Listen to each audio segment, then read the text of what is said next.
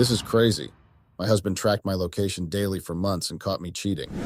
Imagine finding out that your significant other has been tracking your every move for months without you even knowing. I mean, talk about a major breach of trust, right? Yes, I know that I was wrong in every way, and to go outside your marital home or marriage to commit adultery is something serious and unforgivable. I will never forget the wrath that Mario gave me when he discovered my infertility. I'm even ashamed to speak about this, but I have to in order to be able to move forward. I've been married for 8 years to my childhood and university sweetheart, Mario, male, 32. We started dating during my first year in Washington University, and he was in his second year. I remember the first time he approached me, she was a kind and down-to-earth gentleman, but a bit of a weirdo or a snob. I, on the other hand, was just a bubbly and carefree girl studying research-based higher degree, and he was doing computer studies. And let me tell you what happened. So I, female 28, met this fine, handsome, and sexy-looking man when I was visiting my aunt in Brooklyn for summer holidays. The first time I saw him, I developed a huge crush on him. Well, that time he had just turned 24 and I was 20. I was studying in college in Baruch College in New York City, but after like a year, I moved to Washington University, meaning I was in the same university as Mario. My aunt had always asked me to move in with her since she was staying alone. Her husband was working overseas. After I saw Mario, I then reconsidered my aunt's offer since I was living in a student apartment. So I moved in with my aunt after I found out that Mario and his family were my aunt's neighbors, so I made it my mission to at least be friends with him since I didn't have any. One boring day, I had been scared to ask for friendship with Mario, so I continued staying in the house. On that boring and sunny day, I decided to go and stay outside because the house was too boring for me and I needed some air. So as I was still outside, Mario arrived. Well, he was going with his family. My heart started beating so fast that I even thought it would stop. I then stared at him, or better say, drooled on him for a long time. This man was fine. His body structure was to die for, not to mention his voice and smile. God, I wanted to die. Anyway, I think he saw that I was looking at him. Then he approached me after he had offloaded the things they had come with. Since that boring day, we became friends. That time he was to leave for school in 3 days since he lived in students' residential accommodation. He was a computer geek, which explained why he went to Washington University. I had heard that it was the best in technical studies here in London. Our friendship got stronger each day, as much as I had a huge crush on him, but I had closed my crush to a small cage. At least we were friends and we were spending more time together. I was not used to Brooklyn, so he would take me to different places to visit, different ice cream shops. There was this weekend when he came to my aunt's house and asked me to accompany him somewhere.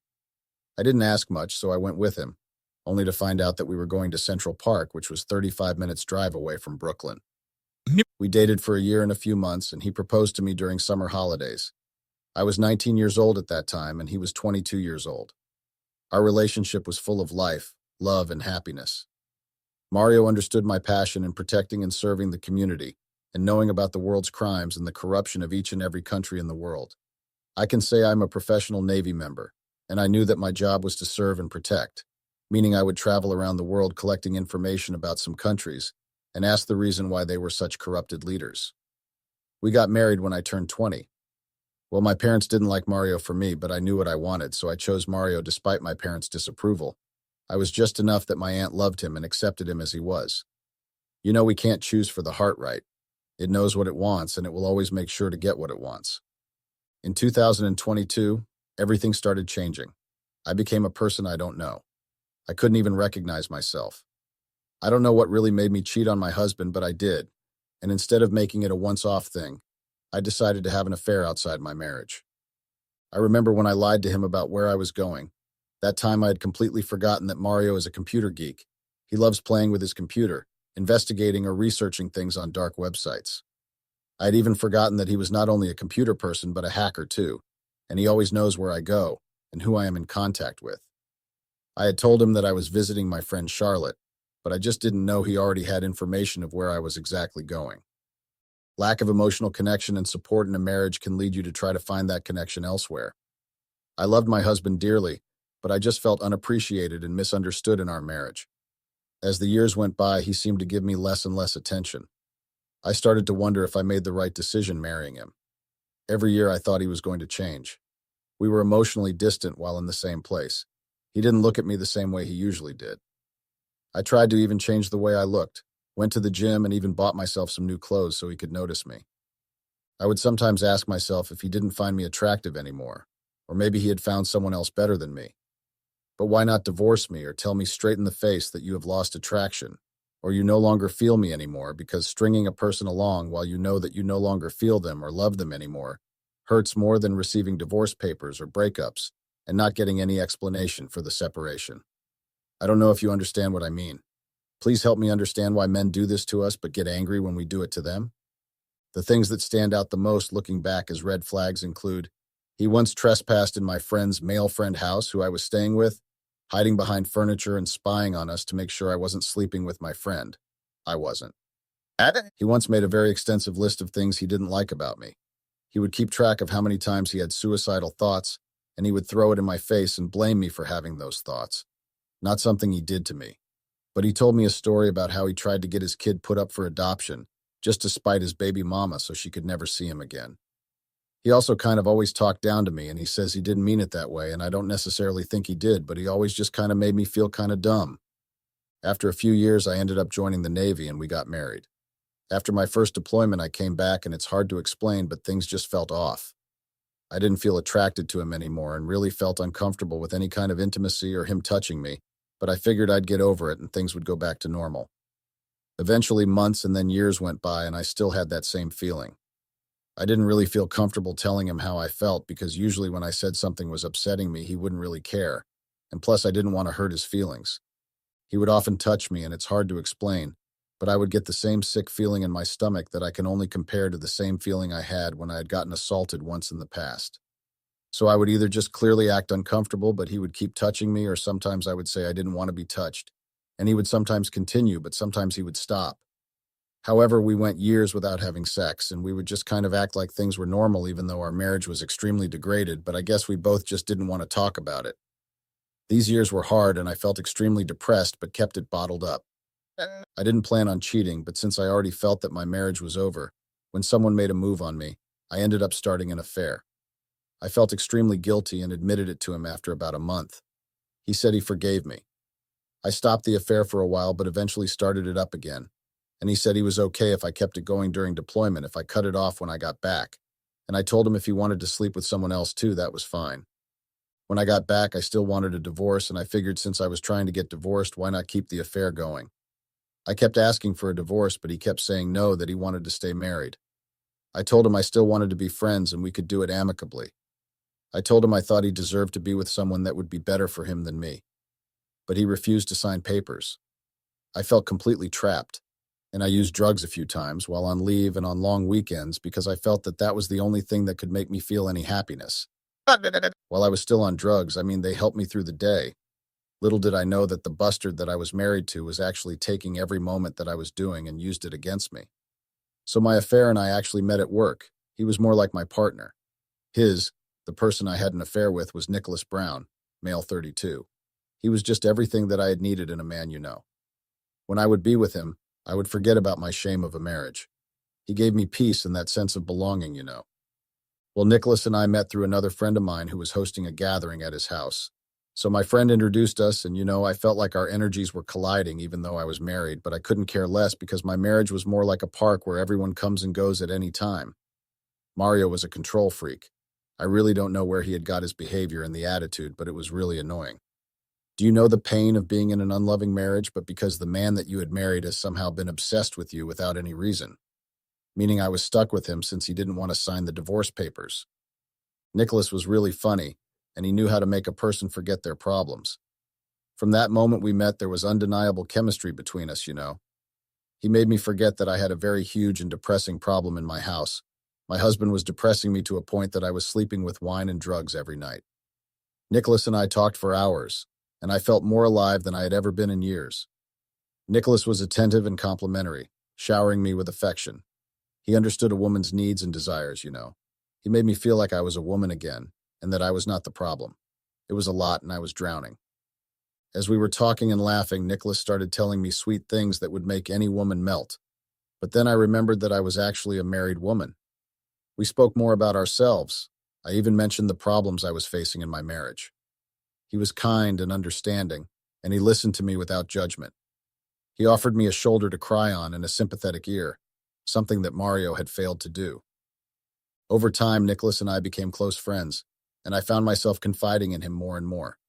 He was always there for me, and he made me feel seen and heard in a way that Mario had not for years. So we started hanging out as friends, of course. As the months passed, my friendship with Nicholas grew stronger, and we started to develop feelings for each other. We began an affair, and I found myself feeling alive and desired for the first time in years. He had that dopamine over me that I was missing, and every moment with him was magical. I respected my husband, or let me say my obsession with my husband, but this newfound excitement and admiration was intoxicating. I knew I shouldn't have done this, but the thrill of being desired by someone new was hard to resist. It felt like I was living in another dimension, you know. It was really refreshing. The way Mario didn't pay attention to me, he didn't even notice what was happening in front of his eyes. I had thought he was going to notice some changes in me or the way I was always out. I mean, I was no longer spending much time in the house, especially during weekends. I was always out with either Nicholas or by myself. That was how ignorant he was after I had managed to convince him to let me do my things and live my life, and I would not go with the divorce settlement, while I knew exactly that I didn't mean any of the words that I had told him. I would always wonder what was happening in his head, but I got tired of being concerned. It was really hurting me that my husband was treating me the way he was treating me. We became more like housemates who share a bedroom and not husband and wife. I needed his time, attention, and affection at first, but he was too busy for that up until I couldn't anymore. I once had thoughts of him cheating on me or performing adultery on our marriage because of the way he was acting. What was hurting the most was that someone else was giving me the attention I had always longed for, the time I needed, and affection, and it was not my husband, can you believe it? My happiness was in the hands of a certain stranger named Nicholas.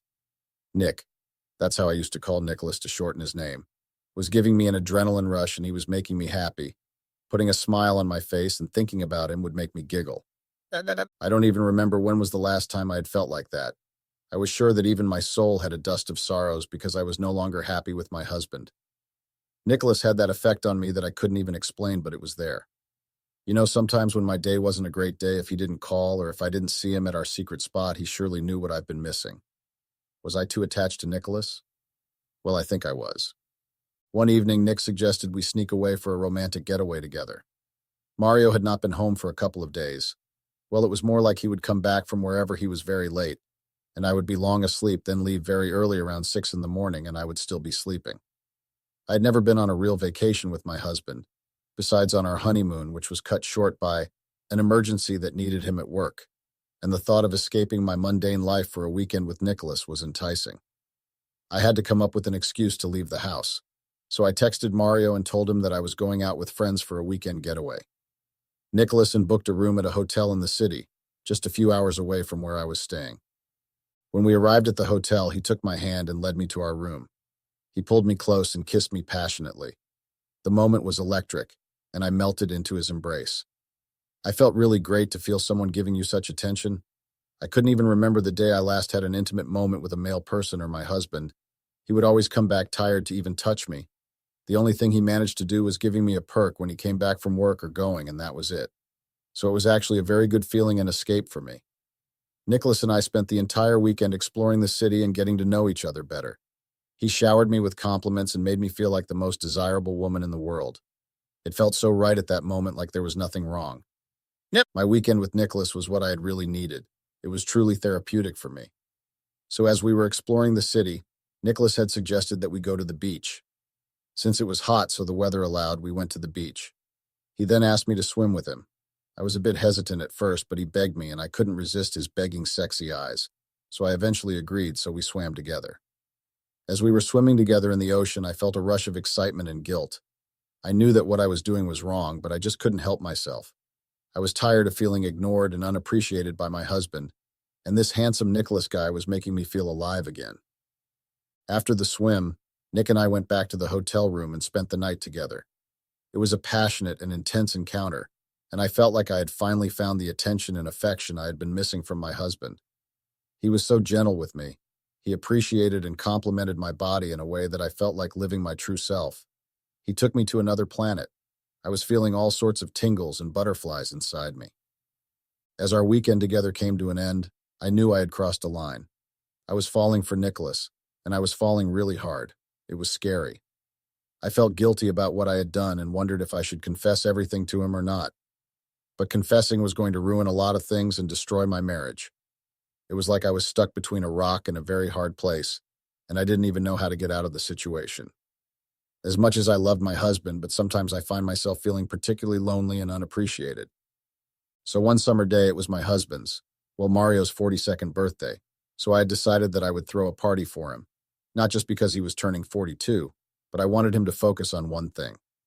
That time, Nicholas, had gone to visit his family in Washington, D.C., so I had no one who was going to give me any attention, even though he would call to check up on me.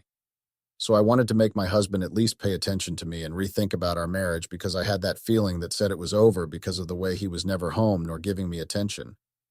I had invited his friends, family, and associates for his surprise 42nd birthday party.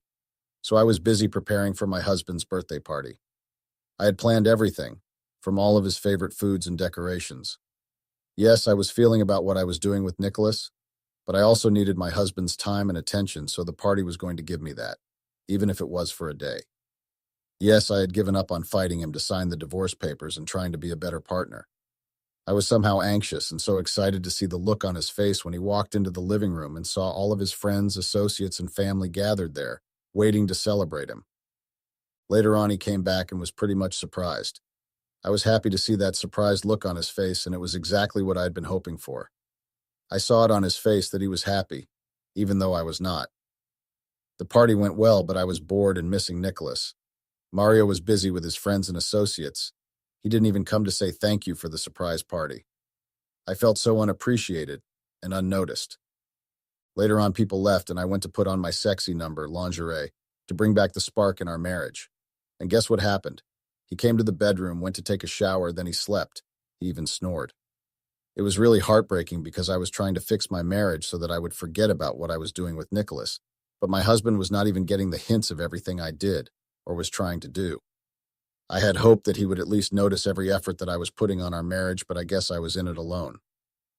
The following morning, I made sure to wake up early so that I would catch him before he left for work. Luckily, I found him not even dressed. He didn't look like a person who was going to work, so I asked him to give me a moment with him because we needed to talk. I was shocked when he agreed to have the talk with me, because in my mind, I had already told myself that he was going to make an excuse so that he would avoid the talk I wanted to do. So as we were talking, I told him everything that had been hurting me in our marriage and how much he never gave me any attention or affection. He told me lots of excuses, telling me that the reason he was busy was because he was trying to grow his business for our future, and that he didn't want his children to suffer when he passed on, so he had to secure their future legacy. I just didn't believe his lame and lousy excuse because we didn't even have children, and yet he was talking about our children's future legacy. I mean, how we were even going to make children if he was the kind of person he was. I'm sure that if we had children, they were going to suffer like I was. They were not going to get his attention like I was. So somehow I thank God that he didn't bless us with any children. If he was still the Mario that I had met in my aunt's hometown when he was also visiting his parents, then I would have said that he would be a great father because he was a great boyfriend and life partner at that time. Until he was not, and that happened after we had been married for a year and some months. We talked and he apologized, promising me that he would change and would try to be a better husband. There was progress, right? That day we had spent the day together, watching movies and doing lots of lovemaking during the day. He then told me to get ready because we were going out. Wasn't I the happiest woman? I was over the moon. I had thought that my man was finally back. That day I managed to forget about Nicholas for the day and enjoy the moment with my husband. Later on we went out to have dinner and it was really great going out with him.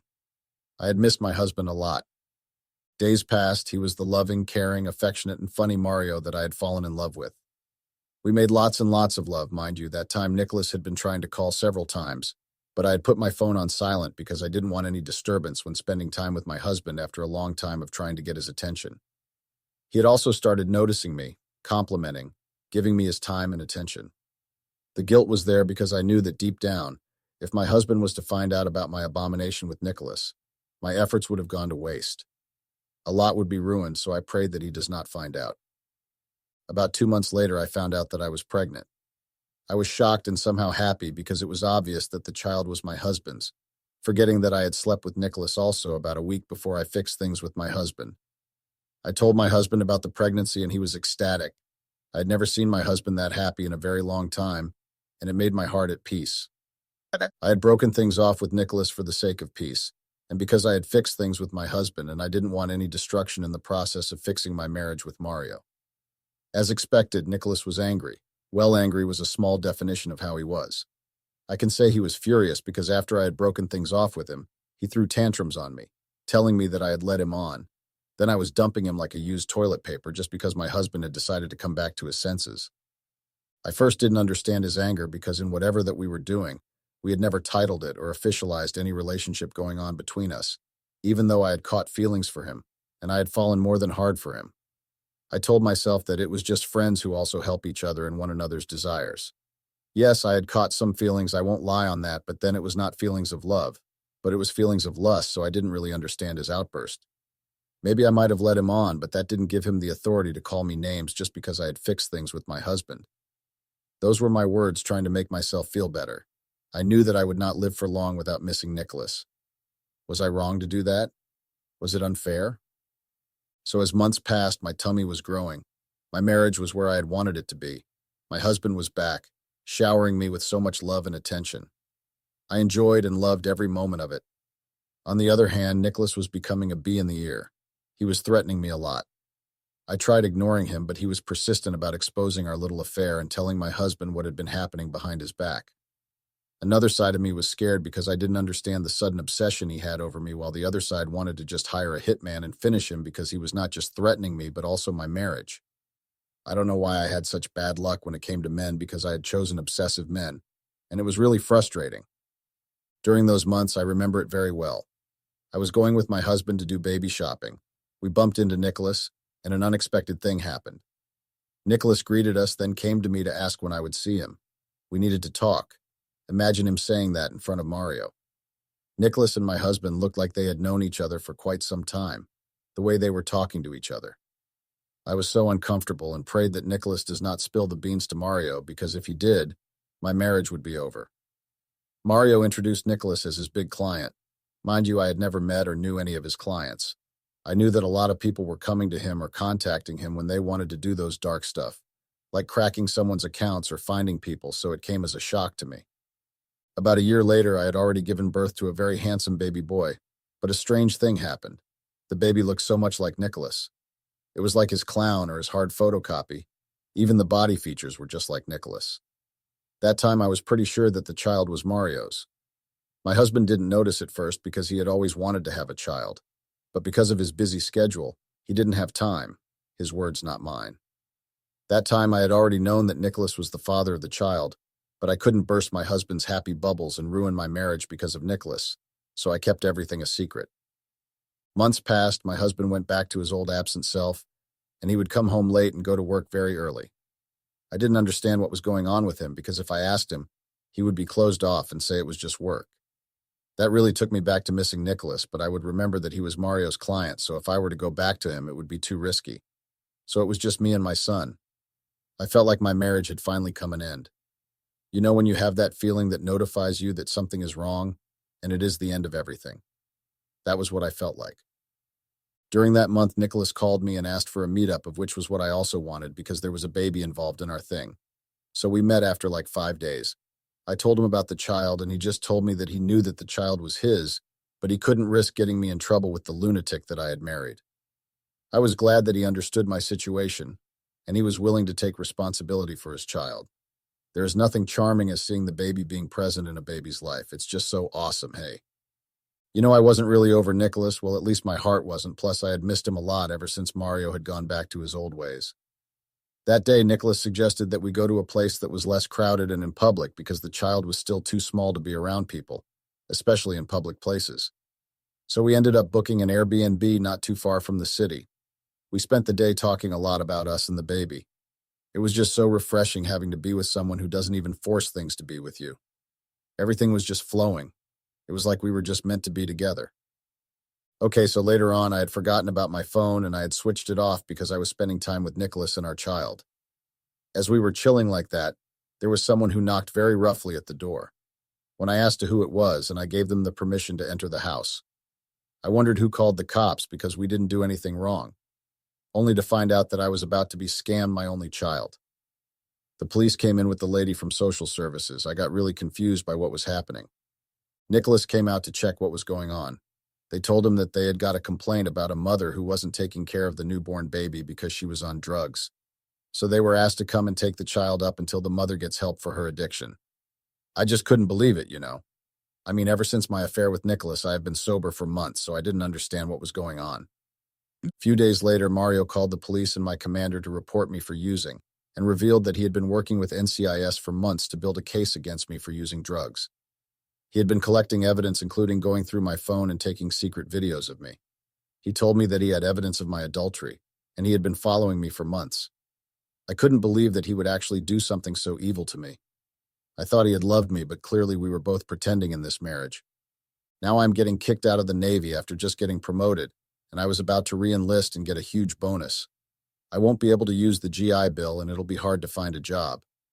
This has also ostracized me from everyone, so I am completely lonely and isolated, while he at least has friends and family for support. I guess it serves me right, but I just keep wondering why he couldn't just divorce me like a normal person, and we could move on. My marriage had been going very badly for years. I cheated on my husband, and he turned me into the police and my job for using drugs. Now I'm stuck in the house. I don't know where to start when I try to fix my life because Mario has ruined me to the core. I had no backup or whatsoever. I don't know how I would survive without my son. Nicholas dumped me after he had discovered that I was using drugs and filed for full custody of the child. My life is just a mess, and I don't even know how and where to start fixing it. Please help me, Redditors. I am lost and in need of any advice.